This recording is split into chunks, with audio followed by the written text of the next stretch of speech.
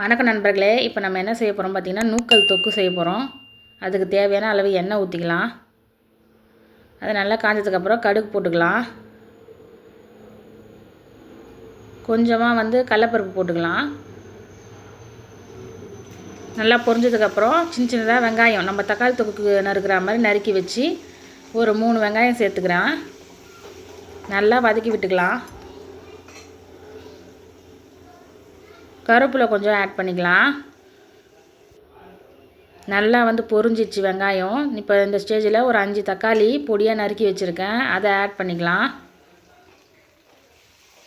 நல்லா வதக்கி விட்டுட்டு நம்ம உப்பு கொஞ்சம் சேர்த்துக்கலாம். இஞ்சி பூண்டு இடித்து சேர்த்துருக்கேன். இடித்து சேர்த்தா நல்லா வாசனையாக இருக்கும். இடித்து சேர்த்துக்கோங்க. இப்போ தான் உப்பு போடுறேன். உப்பு போட்டுக்கலாம். தேவைக்கேற்ப உப்பு போட்டுக்கலாம்.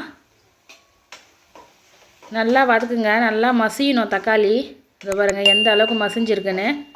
இந்த ஸ்டேஜில் நம்ம அதை நறுக்கி வச்சுருக்கோம் நூக்கல் பொடியாக அதை சேர்த்துக்கலாம். நல்லா இப்போ கிளறி விட்டுடலாம். கிளறி விட்டுட்டு இப்போ குழம்பு மிளகாத்தூள் ஆட் பண்ணிக்கோங்க, காரத்துக்கு ஏற்ற மாதிரி. நல்லா போட்டு கொஞ்சம் தேவைக்கேற்ப தண்ணி ஊற்றிக்கோங்க. திக்காக வேணால் திக்காக வச்சுக்கோங்க, இல்லை கொஞ்சம் தண்ணியாக வேணுன்னா தண்ணி ஊற்றிக்கலாம். அது ஒரு 10 நிமிஷம் நல்லா வேகட்டும். ஏன்னா நூக்கல் வேக கொஞ்சம் லேட் ஆகும். வெந்ததுக்கப்புறமா பாருங்கள் எப்படி நல்லா தொக்கு மாதிரி வந்திருக்கு. எல்லாத்துக்குமே போட்டு பிசைஞ்சு சாப்பிட்லாம். சுட சுட சாப்பாடு போட்டு நீங்கள் சாப்பிட்டிங்கன்னா நல்லா அருமையாக இருக்கும். என் பசங்களுக்கு தொக்கு தான் ரொம்ப பிடிக்கும். அதனால் நான் அடிக்கடிக்கு தொக்கு செய்வேன். அவ்வளோதாங்க, ரெடி ஆயிடுச்சு நூக்கல் தொக்கு.